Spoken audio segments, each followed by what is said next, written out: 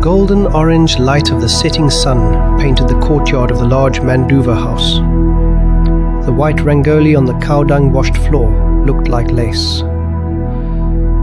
In the center, the sacred tulasi plant stood tall, its leaves glowing in the dusk. Amma, with her kind eyes and a simple cotton sari draped gracefully, sat on a reed mat. She was grinding fresh sandalwood, and the air smelled sweet, calm, and holy. Thump, thump, thump! Her son Kanna burst into the courtyard, his face red and his dress covered in dust. He threw his wooden spinning top, his bommaram, onto the floor with a clatter. Amma! I'm never, ever playing with Madhav again! I told him I hate him! He's just awful! Amma looked up calmly, her hands never stopping their gentle, circular motion. The peaceful courtyard was a quiet bubble, and Kanna's anger was like a loud drum. Never, Kanna. Hate? Those are such strong, heavy birds. They are like arrows, my gold. Once you shoot them, you can never call them back. But he is! He lost my favorite blue marble! He did it on purpose. I meant what I said. Did you? Your heart is angry right now, so your words are full of fire. But sometimes, Kanna, fire can burn the wrong thing. It reminds me of a great Rishi who let his angry words fly and almost caused a terrible disaster. Kanna's curiosity, always bigger than his anger, sparked. He sat down, forgetting he was supposed to be angry. A disaster? Who? What did he do?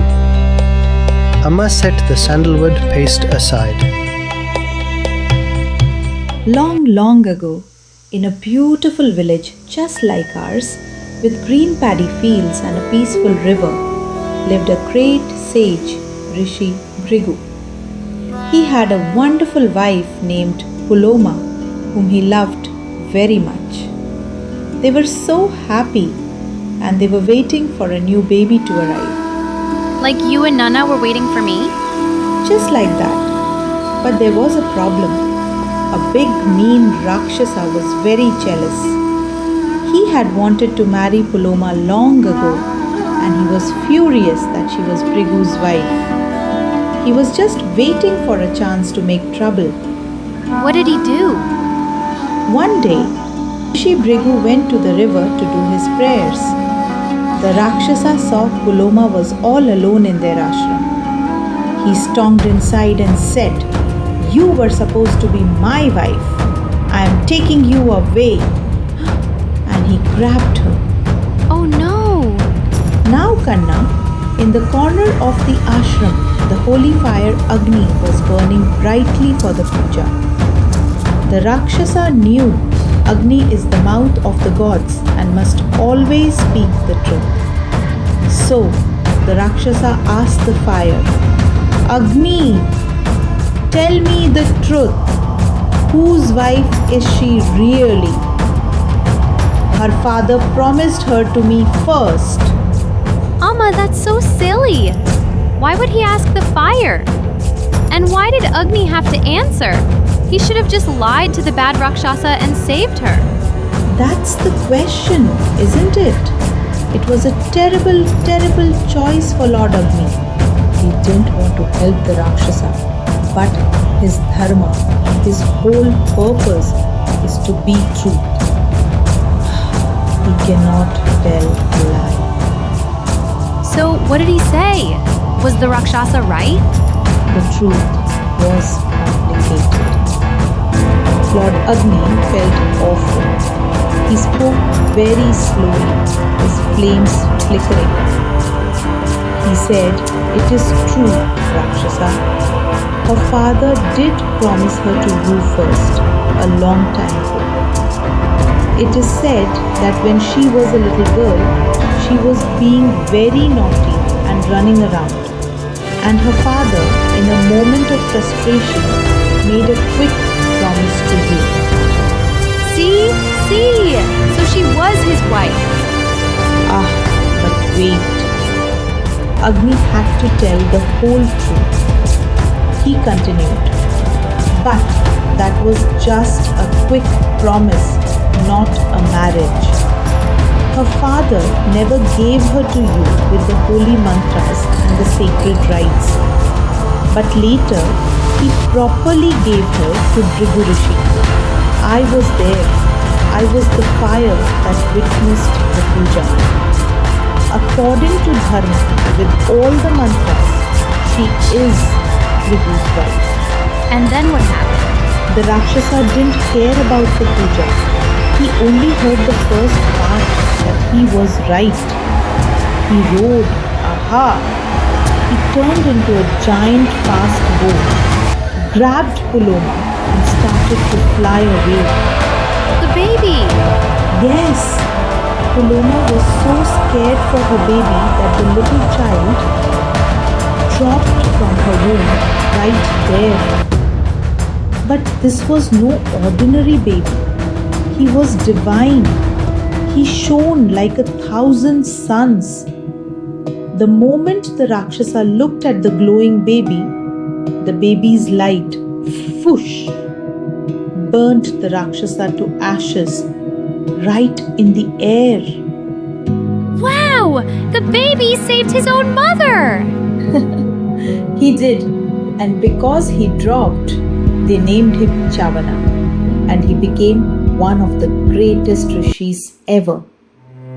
But what, Amma? when Bhrigu Rishi returned, he saw his wife crying. She cried so many tears they formed a whole new river. He heard what happened. He was so angry, but the Rakshasa was already gone. So, who do you think he turned his anger on? Agni? The fire god? Exactly. Bhrigu was so full of rage he wasn't thinking.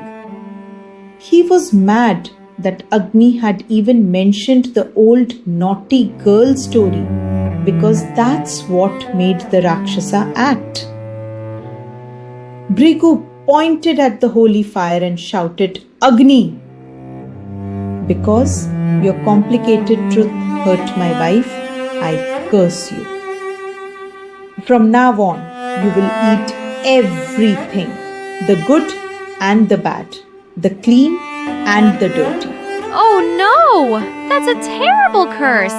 For a god? To eat yucky things? It was. Lord Agni was so hurt.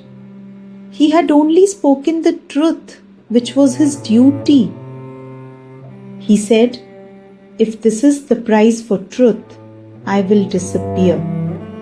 And just like that, poof, all the fire in the world went out. No one could cook. No pujas could be done. The whole world grew cold and dark. What did they do? Everyone prayed to Lord Brahma, the creator. Brahma came and spoke to Bhrigu. Your anger was too fast. Your words were like poison, and you hurt someone who was only doing his duty. Then Brahma smiled at Agni and fixed the curse. He said, Agni, you will touch all things, but you will not become dirty. Instead, you will be Pavaka, the purifier. Whatever bad thing you touch, you will make it clean and holy. Amma gently took Kanna's small hand in hers. Her eyes were full of love. Do you see, Kanna? Bhrigu Rishi was a good man. But in 1 second of hot anger, his words became a curse. He hurt his friend Agni and almost froze the world. All because he spoke without thinking. Kanna looked down at his dusty feet. He felt a little ache in his chest. Like like I did with Madhav. I told him I hated him.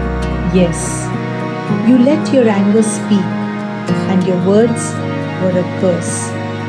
You tried to burn your friendship.